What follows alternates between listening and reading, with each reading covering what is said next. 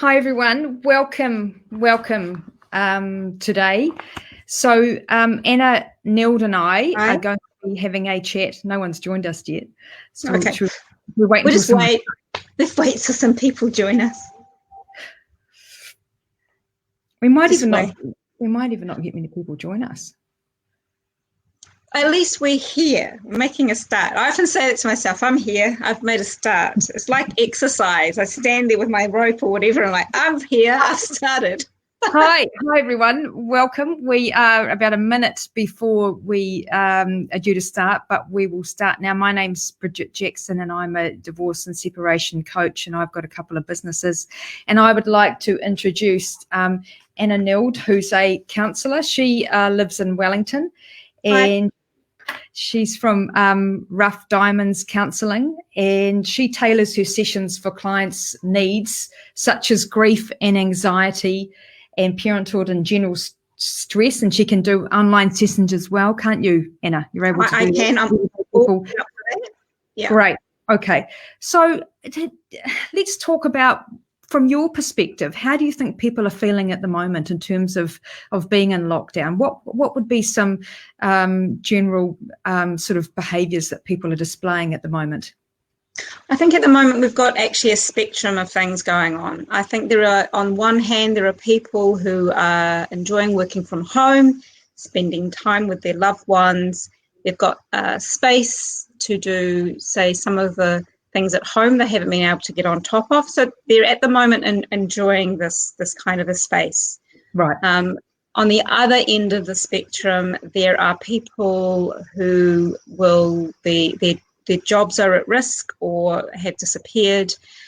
There are stress factors going on for them, and they may be in home situations that are not very good at all. Right.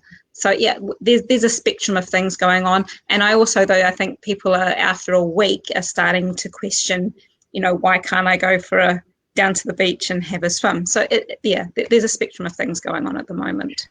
Thanks everyone for joining us. So, and if you've got any questions that you want answered, just please post in the Facebook comments, or you can just get in touch with us privately. So tell me, from your perspective, Anna, what is domestic violence? At its heart, domestic violence is about power and control of a person over another individual. It's why that person wants that power and control over someone. There can be many different reasons. I often say to clients, you don't have to worry about that. We just need to worry about you. And there could be many reasons. There could be addiction reasons. There could be psychological issues. There could be just general insecurity. But it's fundamentally power and control. And of course, there are different mechanisms people employ to have that power and control. So, we're most probably very aware of physical violence being a methodology to have that control, but there are other ways as well. A lot of people don't realise, do they, that actual verbal abuse is domestic violence as well, do they? Absolutely. Yeah. Verbal abuse, psychological abuse, that's domestic violence. Absolutely. And legally, in our law, legislatively, it's actually written into law that those things are not acceptable behaviours and they are abuse. And also, though, those things also can escalate to the more violent methodologies people employ. Yeah, absolutely. Okay, so you and I before have dealt with in our practices the non-violence and violence wheels. So yes. Can you put them up online for us and have a talk about those a bit more? Thank you. Absolutely. I will go find those.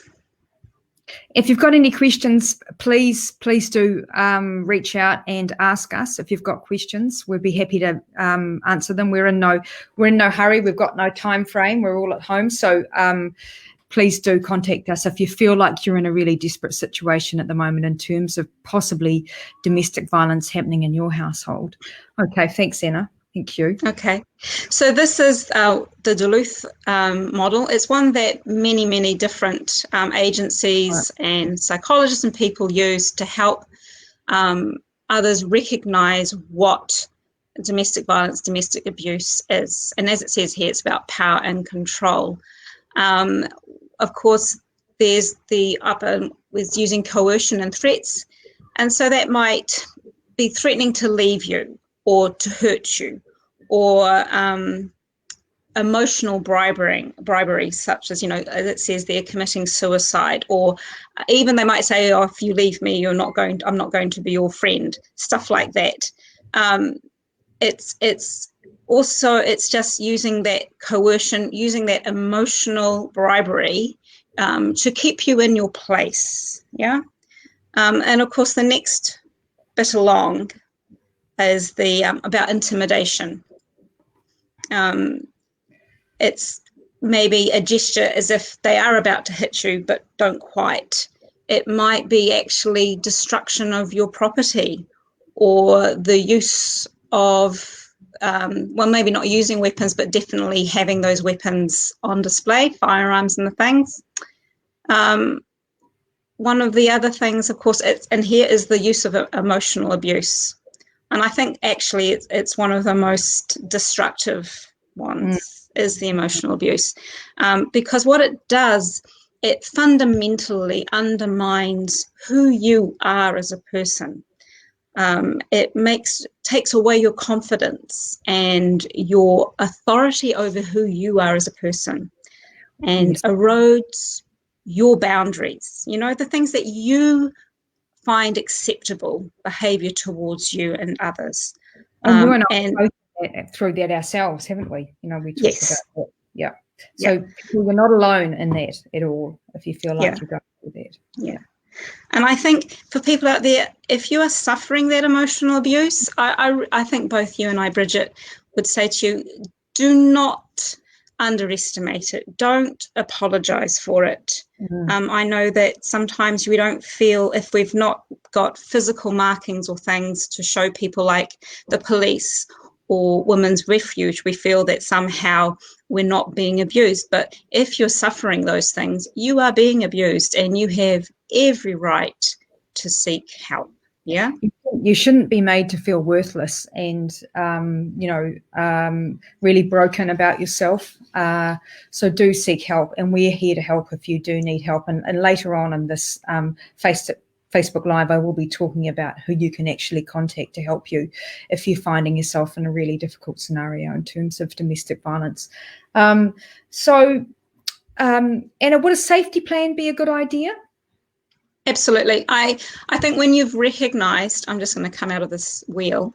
Yeah. When you recognise that you are being abused, and it can be a real light bulb moment. It's like, oh my God, this is happening to me. The first thing you have to do is think about your safety. How can I keep myself safe? Yeah. And so a safety plan can be, first of all, I actually think securing your devices and your Google accounts. Yeah. Because we have these wonderful smartphones, but people can track them. And the person who's the perpetrator can track your smartphone. They can, if you've not secured your Google Gmail or anything like that, they can look at your emails. They can look at your web history. And they can use that to further leverage their power and control over you. So I'd always advise is looking at securing your electronic devices. That's very good advice. Very, very good advice. So we don't think about that. What about having pre-packing bags? So if you need to leave in a hurry. So you need a pre-packed bag. And first and foremost, actually, what I think is a really good thing for that pre-packed bag is to make sure you have your documentations, your passport, your birth certificate, your wedding certificates, or at least copies of them, insurance policies. Having those documents is really key, because if you have to flee your home in a hurry and you don't have those things together, it can make things very tricky on the outside world. To reestablish yourself, it becomes harder. The other thing in that pre-packed bag is medications for you or for you and your children. Yeah, clothing, sanitary items, phone, a spare set of car keys or house keys. Those are really key as well in there. Those sorts of bits and pieces. But of course, the question is, Bridgette, is where do you keep your bag? Because you don't necessarily want it being found, because if the perpetrator finds it and is like, why have you got this bag full of stuff, that can lead to other things. So where do you suggest? Do you suggest not a good idea to put in the back of your car, or not a good idea to put under your bed, or where would you put someone else's house, or where do you suggest? What do you think? Optimally, I'd have it at someone else's house. Right. Bit tricky right now. It is hard, and I understand that. But even if you were, my best suggestion right now is, if you are in a sticky place, is to write a note, say, to your next door neighbour, and put that letter in their letterbox. Yeah, and maybe leave that bag at the top of their driveway and say, can you just take this for me? Can you hold this for me? Because I'm in a tricky situation. And it could be even you make sure that you put your cell phone number on there. So that's the bag. I'd have it somewhere else, somewhere it can't be got at or easily found. Absolutely. And that comes back to having a safety word, doesn't it? Do you want to talk more about that? Yeah. So when one of the big things about in that power control wheel, it was talking about using isolation.